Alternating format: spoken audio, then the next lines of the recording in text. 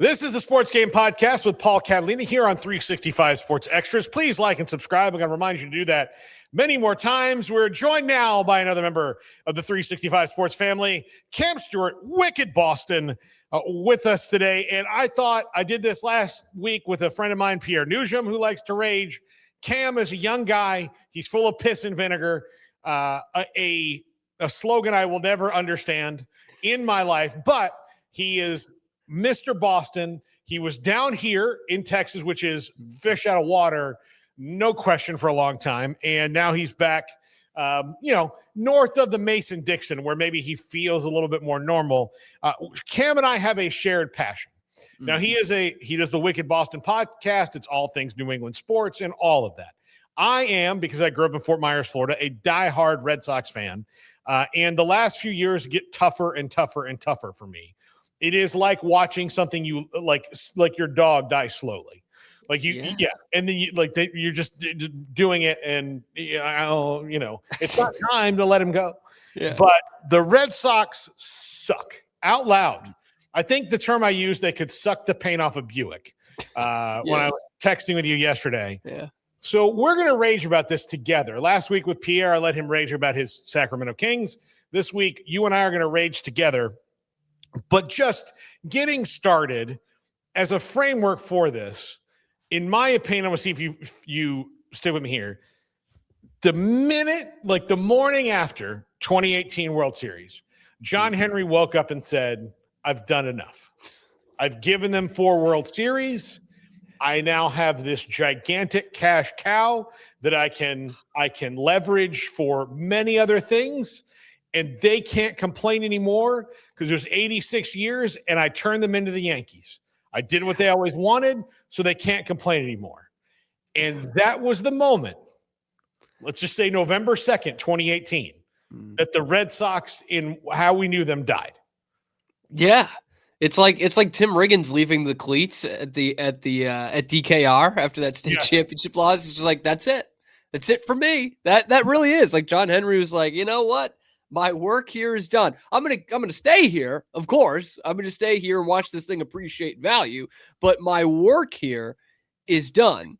And that's what I think is so disappointing, Paul, is like not just that, like it was the end of this run of success, right? But like the Red Sox aren't even recognizable as a franchise from what I grew up with, what you've had for a good portion of your life at this point.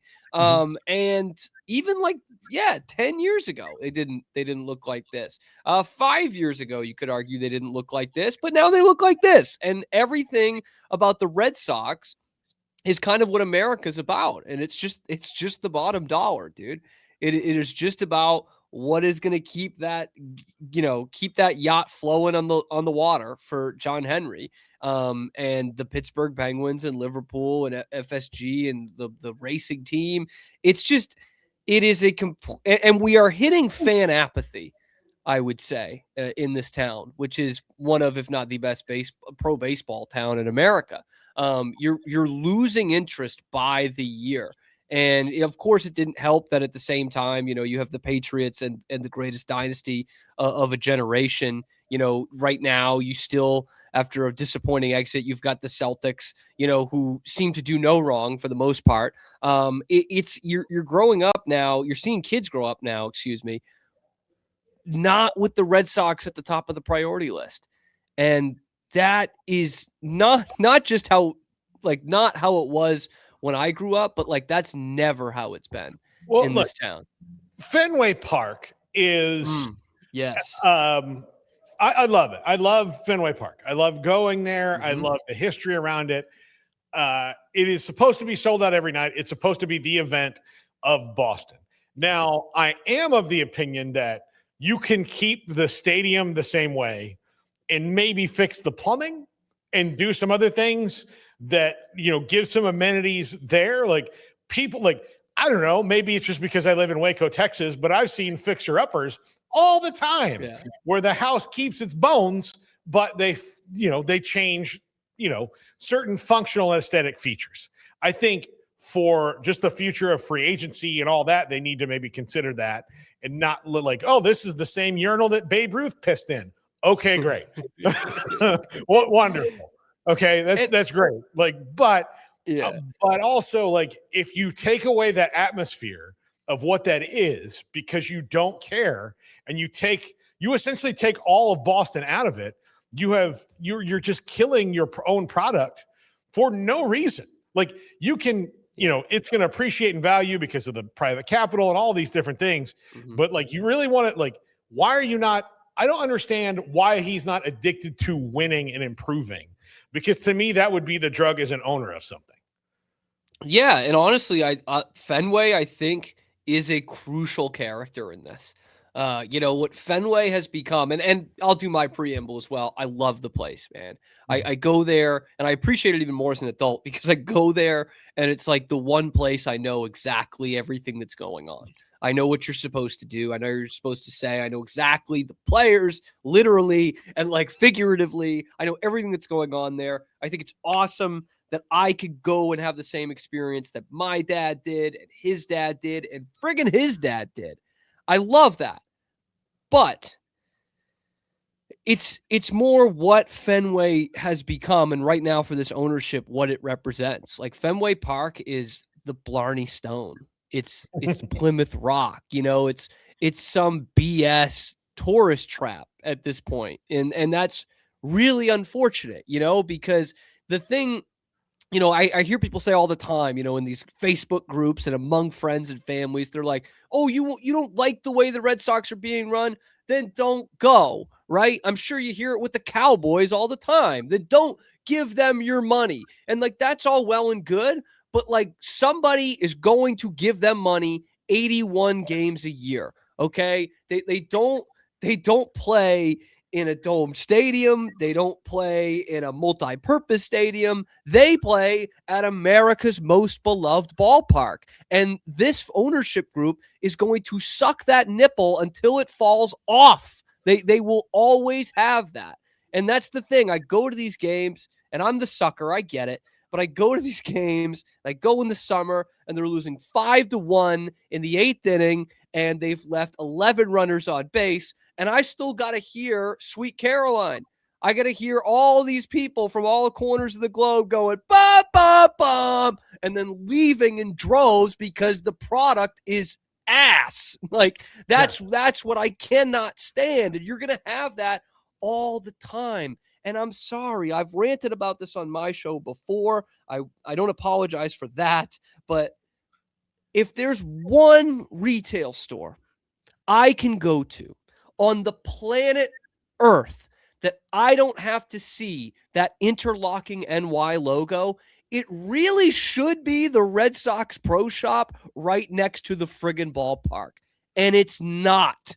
And I hate that. Like, why can't we draw a line somewhere where you say this is an experience for the Red Sox fan? And the simple answer is because it's not an experience for the Red Sox fan. It is an experience for the tourist. It is an experience for the families, which is great. But like, your family and your people coming from Fort Myers, Florida, obviously you're a diehard, Paul. I don't lump you into that category. But the people coming from Florida and California and Oregon and Chicago who just want to check it off their bucket list. And I'm a baseball fan. I want to hit all 30. I understand the appeal to that. But I don't go to Philadelphia and expect it to be about the tourist. I don't expect to walk into their pro shop and get the hat and a t-shirt of the team they're playing that night, let alone a Mets hat in a Phillies team store, and that's where it gets me. It's like, this is this temple, this sacred place, but A, the team sucks. B, it's the most expensive tickets in baseball. And 3, it's not appealing to you or to me. It's inherently not doing that because we're going to go there anyway. And this kind of thing happens at other ballparks, what I'm about to describe, but it just really accentuates this ownership group and how they feel about you, the real fan, is on Saturday. They knew all week it was going to rain all day on Saturday. And other ballparks do this.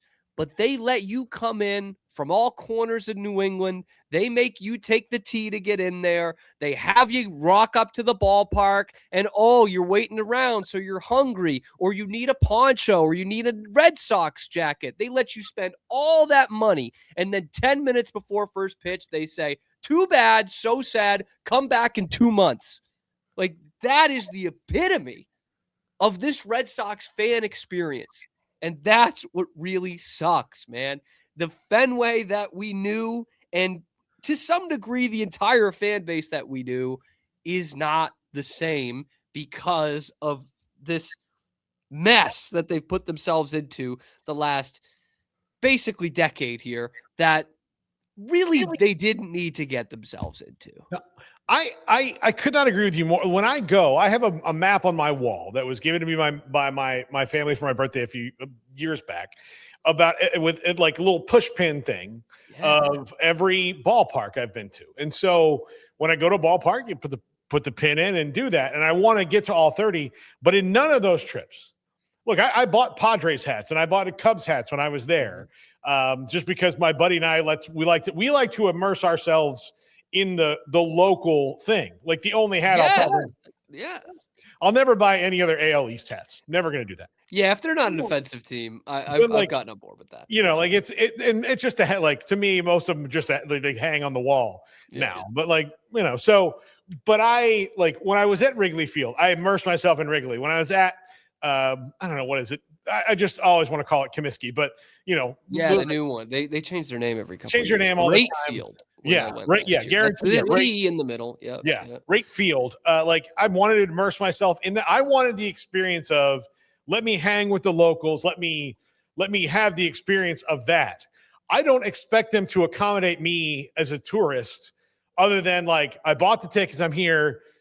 Where do I go to get my hot dog and beer? That's all I want. Yeah. But I don't expect, I should not expect to go to Dodger Stadium and buy a Red Sox hat. I shouldn't expect to go to Yankee Stadium and buy a Red Sox hat. That should not be there. It should not. It was in the game last night, by the way, Paul. I was going to record it, but I can't screen record it on the app, which is another thing. But I'm watching the game last night. It's a 2-1 ball game in the 9th inning. And there's Phillies fans there because it's a great fan base, right? You can see some of the Philly fans start to stand up. They get the Nesson cameras on them. And it's this guy. He's in his Phillies hat, his Phillies jersey, and his wife, girlfriend, significant others next to him. And she's cheering along with what the Phillies are doing. And she is wearing a Fenway Park sweatshirt. Yeah. And it makes me sound like such a curmudgeon to be like, why are you even selling that? Of course you can sell that, but that's it right there. You've gotten the best of both worlds, right? You got someone who is coming for the first time, who spent their money and is now going to rep that somewhere else outside of New England. That is what they want more than the Red Sox scoring 2 runs in that inning and winning the game. Yeah. Yeah, no, when the ownership turns you into just a machine. And look, I've covered the Cowboys, of which I also am a fan of, for a long time. It will make you, and look, Cam, I think you've probably experienced this now that you're back home and you're kind of boots on the ground. When you cover a team that you love, you get to see how the sausage gets made, and you don't stop loving that team, but you understand the relationship better. You understand what they feel about you and how you are. And every organization is different. There are some organizations that care passionately about their fans, and they don't want to ever. I think the Cubs, in spite of the Cubs have always kind of been this, because they are very dependent on the neighborhood, and they're very dependent on the north side, and they're very dependent on that. And they don't they're kind of lucky in that they built this whole thing culturally of nobody cares, just go to Fenway or just go to Wrigley, just nobody cares. And they care because they know they can't mess that up. But, the Cowboys are weird because Jerry Jones, he wants to win very badly, but he only wants to get there if he cleared the path. There's 50 paths to winning, but there's only one that Jerry's going to walk. The Red Sox are now an even sadder thing because they don't care organizationally. I'm not going to say that Craig Breslow doesn't care about winning, but Craig Breslow only wants to win, and he's trying to prove that Craig Breslow's system is the one that works. And I don't know, like, and I'm not saying that you have to be in agreement with everybody in baseball, that all the other 29 teams, you have to be in this Venn diagram, because there's plenty of examples of this team is totally outside the box and they win and they've won a World Series and all of that. But the genesis of the Red Sox success was, okay, what's the best thing? Like, okay, we've got to have some big money players. We also got to get some value. So how can we apply Moneyball effectively here? And that's what they did. So they had their big money players, and they had, their young talented players that they brought up, and they had their stud free agents, and it worked. And they were aggressive when they needed to be, and they understood their limits to certain places, and they would have a couple down years, and then they would fix it, and they would go, and they would work out all these things. But the Mookie Betts trade, all these different things show you that this is just a number on a sheet. And Craig Breslow has been brought in because I think he gets off on the challenge of, oh, well, I'm going to win with a bunch of 225 hitters. Like if the pitchers are so good that you need 3 hits a game, that's the way that I want to win. But here's the problem, Craigo. They're not that good. No one is. Like, how do you not balance the scales? It's absolutely ridiculous what they're doing. And you have a guy in Craig Breslow who's a very smart guy, but he also wants to be the smartest guy in the room. And I don't want to be the smartest guy in the room. I don't want to be that guy. I want to be a smart guy in a room of other smart people, but I don't want to be the one who I'm definitely the smartest guy in the room, because that definitely means if I prove that right, I'm probably in a room of people that are dumb, right? They're not, they don't know what they're doing. And so I don't understand what Craig Breslow's philosophy is on baseball at all. I can't tell by the way he's built this team. And I do know that I'm sure that he would probably like to go get a bigger free agent or two than he did, but that he is probably been given a thing of like, you know what? No, if we wanted a big free agent, Mookie Betts would have still been here. Yeah. And like, I don't like to be that fan who kind of what you're talking about, like smartest guy in the room. Like, I can understand an argument organizationally for why the Red Sox do things sometimes, but like this year in particular, I'm like, you traded your essentially franchise player last year, Rafael Devers, for pennies on the dollar. The only real value you got back, other than the one that's playing for the Brewers, is that you saved that money. And it was literally said to us, like spoon-fed to us, like, we now have all this money freed up. Now we can really go after something. And you take that, and you take the fact that they really did not. The reality is why they didn't advance against the Yankees was because they have no one in the middle of their order that anybody really fears, right? No. And they said, you know what we need? We need less of that lineup. We already sent away probably the best hitter, and I know he's not having a great year this year either, in Devers, and we're going to let the next best hitter walk as well. Like, we don't need that. Trevor Story, who was the worst hitter in baseball the first 2 months of the season last year and turned it around nicely, that's the guy they're going to fear in our lineup. And fast forward to, the first month and a half of the baseball season, and Trevor Story is arguably the worst hitter in baseball. And I say arguably because the only guy with worse numbers on a consistent basis is actually on his team, someone they traded for in the offseason. So back to your point of like, what's the philosophy here? What are they doing to win games, And go ahead. When they traded for Caleb Durbin, I was like, okay. Is he going to play like second? He's going to be like the utility guy. Yeah. Like, are they kind of like seeing what they can do? We don't really know what we're going to do with Christian Campbell. Like all these things, like, Marcelo's not been healthy. Like, let's get some insurance. Like, no, starting third baseman. And you're like, huh? All right. Every day, huh? Yeah. Okay. All right. Well, he didn't. There's a bit of a downgrade from Bregman. Just not knocking Caleb Durbin, but I wouldn't think that he walked into the clubhouse the first day and said like, "Suck it, Bregs." Like I'm here now. Like I don't think that happened. My corner. Yeah. This is not. All right. Okay. Okay. Well, you got a girl. He's good on defense. He can play third and second, and we'll see what happens with him and Marcelo and all that. But hey, you got this glut of outfielders And you've got Jarren Duran at the peak of his market, and the Kansas City Royals, who apparently love him, absolutely love him. Yeah. And you could have, made a trade for, something that they might have a glut of, or just build up some more prospects, whatever. But you brought back Jarren Duran, and he's having the worst season of his last 4 years. And it's because there's nobody in the lineup to protect him, because he's expected to be, and Roman Anthony's hurt, which you can't control, and all these other things. So, but they treated him pretty similarly, by the way, with Roman, in terms of remember last year was May, and they were 6 games under, 7 games under. They're like, well, we can't bring him up. That's going to put too much pressure on him.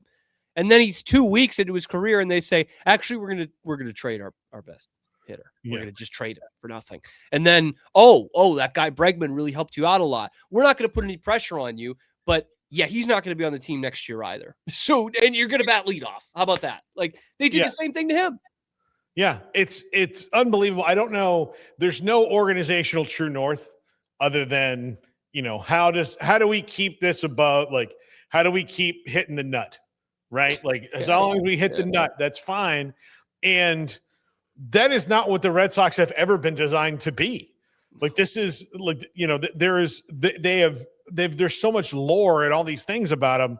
They have just ruined it every single way, because John Henry got bored with it. Like, and Alexander wept because there are no more worlds left to conquer. Like, no, there's another season coming around. Yeah, Larry Bird playing with his left hand, Yeah, exactly. There are all those different things. And you're in, there's only one other sports city, in my opinion, or 2 other cities that can compare to Boston, and it's New York and it's Chicago. Yeah. Like, those are the 3 cities that you can go. Like, I can say all kind of bad stuff about Dallas and LA and Miami and Seattle. Like, Seattle's probably a better one. That's probably not fair. That's a really good sports city. But like, I can say a lot of things about other big cities. Milwaukee, like all over the Major League Baseball landscape, pro sports landscape.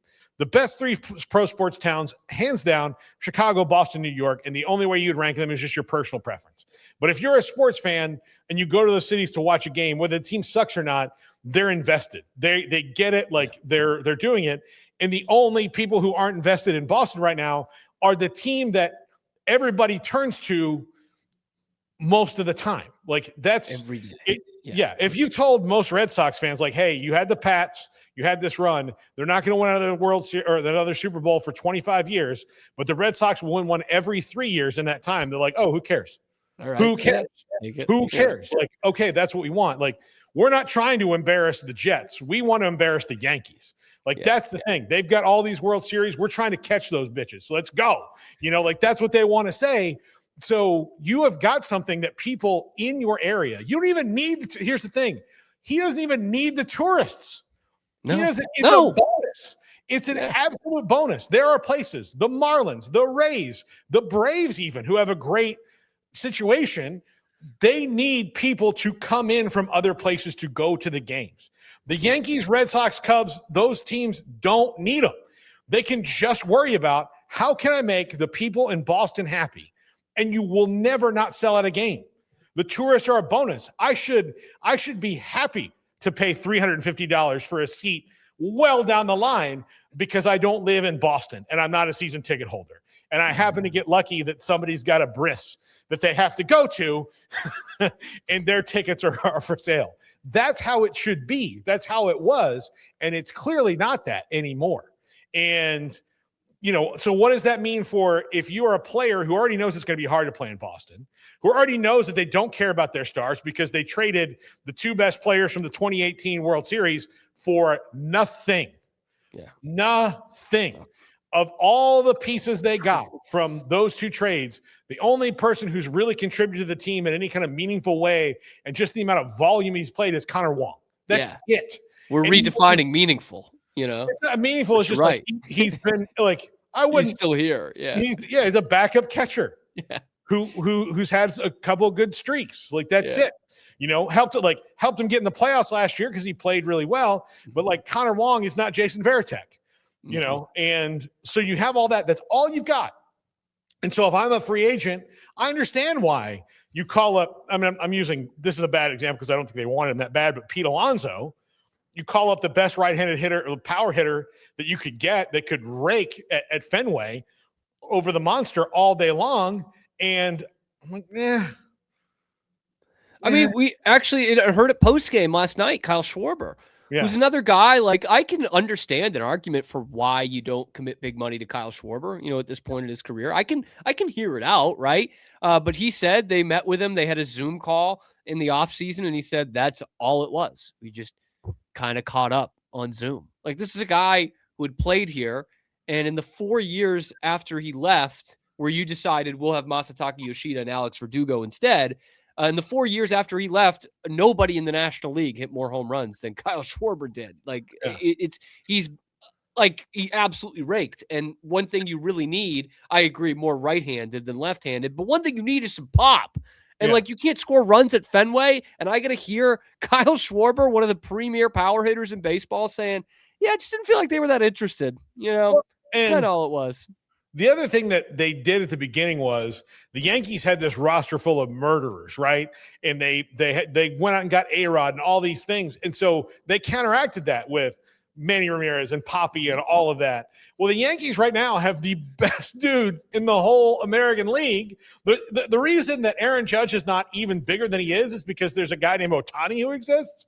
If there was no Ohtani, if he had gone into another walk of life, and done something else, like that would have been Aaron Judge is the biggest thing in baseball, hands down. Even without a series, you've got to counter that. You have to, you can't let them roll into town and people are like, man, I can't wait to see 99.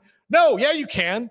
You can wait to see him get drilled in the back. That's what you can't wait to see. You don't want to see him hit home runs in Fenway Park. You want to see your guy do it. So where's the Manny to the A-Rod? Where's that? Where's that battle going on there? That they're like a Zoom call with Schwarber? A Zoom call? He was there. He helped you win games. It was exciting that year that they went and got Schwarber. Like, the fans love the guy. He fits old school Boston. Why would you not do that? Like, it seems like a no-brainer. His agent calls up and goes, okay, we want 42. It's like, all right, how's 40? Okay, good deal. Where do you want to eat when you get here? Yeah. And the last one they did it for is going back to 2018. JD Martinez is the last time they did that, right? The Yankees trade for Stanton. And I think the Red Sox were kind of already eyeing Martinez anyway, to kind of fulfill the Ortiz power outage. But that was the last time they did it. Yeah. And I know they said they got close with Soto, right? I think we all question the validity of that, of how real that offer was. But that has been it. And to go back to your point earlier, about them trying to be the smartest people in the room, you could just look at what the successful teams are doing, right? There's the Red Sox could feasibly do what the Dodgers are doing, right? They might not be able to match exactly the money, but we are talking about those are two of the 5 or 6 biggest markets in the sport, in a sport with no salary cap. Like, the Red Sox could have an arms race. And they decide not to. Yeah, no, they absolutely. I think Ohtani was always destined to play on the West Coast and stay on the West Coast. I think that's where he was. But the fact that they weren't even in on it, but I was like, well, why would you not want this? Why would you not want to go and be like, look, we did everything we could because this guy is a unicorn. Like, he's a unicorn and an alien and Santa Claus all wrapped up into one, and we just had to go all out for him. But he wants to be on the West Coast. It's where he feels the most comfortable, but they can't do it. And again, Mookie Betts, I say this all the time. I keep coming back to it. Devers, whatever. You screwed that whole situation up. And you could have handled it so much better. But you did. But Mookie Betts is not only were you going to need a shortstop or a second baseman down the line, and you had the guy there, you had the best right fielder in baseball at the time. He would be the best right fielder in baseball defensively right now if he went back and played there. He's everything that you want in a player. He didn't really want to leave, but you knew his number, and you just said, all right, that's it. And you're like, well, nobody's untradeable, but if you're going to trade Mookie Betts, that should be like a 10 for 1. Yeah. I should be able to go to the Dodgers and go, all right, you can scratch one guy off this list that we can't have. Yeah. But the rest of them, I'm getting, because I'm sending you our generationally best player that we've had in his prime. Yeah. It's ridiculous. And they didn't do that. They didn't, because it is the minute I remember reading that story about Redbird Capital getting in, which just scares me about the college football, man. Yeah, like the minute I heard Redbird Capital, I was like, oh God, here we go. He's going to sit in the room and like, there's going to be guys that come in and go like, Johnny, baby. All right, guys, look at this. Only won 79 games. And look at this. Look at these margins. Look at this. Guess what? Rolled some money over. You're the now owner of the Pittsburgh Penguins. What do you think about that? Boom. And then here's the thing. The Penguins fans are going to go through this same thing. They're going to go through this same thing. Yep. Get ready for it. Liverpool, you want to, piss those guys off for a decade and see how that works out for you, John. Yeah. Go ahead and piss those Brits off. The ones on in the shipping town. Yes. The Boston of the UK in a lot of ways. Yeah. When you watch Guy Ritchie movies, it's like that's it. It's imagine the Red Sox passion, but there's no other teams in town. I think would be a good way to look at that. Just a bunch of Jason Statham's being like, "Why do we suck, bros? We need to correct this." Yeah. That's essentially what it is. Yeah. Exactly. Yeah. Cam Stewart, Wicked Boston podcast, part of the 365 Sports Network. Cam, let's cross over as much as we can. Really enjoyed this. I hope that this was at least a little therapeutic for you. It was for me. It is. I need to get it. I need to say it out loud and talk with someone who's not just in the comment section. So it is. This is what this is. We don't have to there's no journalistic integrity on this segment. Right. Like, let's just speak truth to power. And I do think your Cowboys experience helps out in that as well. Oh, it's been eye-opening. I remember being so excited the first time I went, and I was just like, oh, here we go. And I was still at that point buying the propaganda, oh, this is the year. This is what it's going to be. And then you kind of see how it works. And it's an awesome, if I was an NFL player, I would not want to work for any other team other than the Cowboys. It's everybody who works there loves it. Jones family, they're really good people. They're not but they're myopic. And so you see it and you're like, ugh. You just ego is such a curse. And you have players who passionately want to win there, but they have to get fed the thing. And the culture's just not, it's fine. It's just, you have a lot of guys. I remember seeing Jalen Smith, a lot of guys that wear a lot of chains and fancy suits who have not earned that kind of fashion cachet yet. Yes. You have to win more in a city like Dallas to be able to wear a suit that looks like you just killed an anaconda. You can't. I was going to say you're looking like Tony Montana. You do. Okay, look, that's a mix between Tony Montana and Tommy DeVito's agent. Yeah, exactly. Yeah, I interviewed him at Super Bowl 2 years ago. I was going to say, speaking of the star of the Super Bowl, man, how about that guy? Oh, yeah, he's fun. Actually, because I'm Italian, when I introduced myself, he's, oh, thank God, a vowel. Yeah, I was going to say, he probably was like, Paisan. Paisan. He was like, I've been talking to a lot of guys named Dennis. You're like, yes, Paolo. Catalina. Yeah. But look, St. Peter, St. Paul, you're going to meet more Italians. There's only as far as names that are easily translatable to English. Oh, yeah. Just list the most popular saints, Peter, Paul, Matthew, those kind of things, that's, and then before you get into the Giacomos and, things like that. But Peter and Paul, you saw Goodfellas. That's every wedding my family ever had was half the guys are Peter and Paul and the girls are named Marie in that one. Yeah. That's the thing, how can you be better? This is the guy. She was Saul, and then he's Paul. That he became an Italian, and then you got Petey. Hey, Petey. Yeah, Petey fishes. Petey goes out and he gets some fish. That's what he does. My stepmom's side of the family, which is my family. They're all Italian Catholics, second generation off the boat. So we got Michaels, Matthews, and all the girls' middle names are either Anne or Marie, every single one. Yeah. My sister's middle name is Anne. There you go. Yeah. There you go. So I've got the Irish in me. That's the family that's been here a long time. So I do Italian hellos, Irish goodbyes. Yeah. My middle name is Anthony. So like, Paul Anthony Catalina. If you just read it, you'd be like, I bet you he's Polynesian. No. Yeah. He's an Islander. Nordic of some kind. Yeah. Yeah, that's for sure. Cam, we'll talk soon. I want to do some pop culture stuff with you too, because you and I kind of see eye to eye on that. By the way, I'm going to tell you this, and you're going to make fun of me, but I watched Remarkably Bright Creatures the other night on Netflix and bawled my eyes out. It's fantastic. Dang. I mean, honestly, at this point with doing wife, at this point doing Pete's show, you got to really come at me with some wild stuff if you want me to think lower of your movie opinion, because Pete just thinks everything's good. Pete's been talking to me for weeks about how great the Michael Jackson biopic is, and I'm like, you know what? At this point, I'm like, he might even be right because he said it so many times, but I'm not going to watch it. No, here's the thing. Okay, you and I are going to make a movie about John Wilkes Booth, the actor. Yes. Let's do it. We're not going to even bring up the fact that he shot Lincoln. Yeah. We're going to write a movie where it's going to be called Booth. And it's just like Jeffrey Epstein, the financier. Yeah, exactly. Yeah. So we're going to do that. And when we go to the studios, they're like, okay, well, when do you get to the Lincoln thing? Like, do you know how good this guy was in Hamlet? Like, do you know how good? We've heard enough of that. We've heard, like, everybody knows.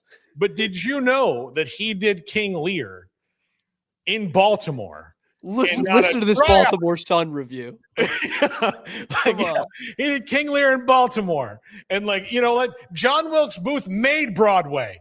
All right. There's no Broadway without John Wilkes Booth. Booth.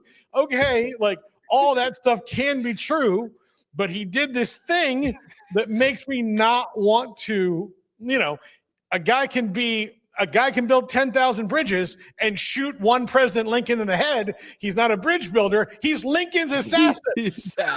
Yeah. See, this is it. This is it right here. Yeah, this is the show. There's the show.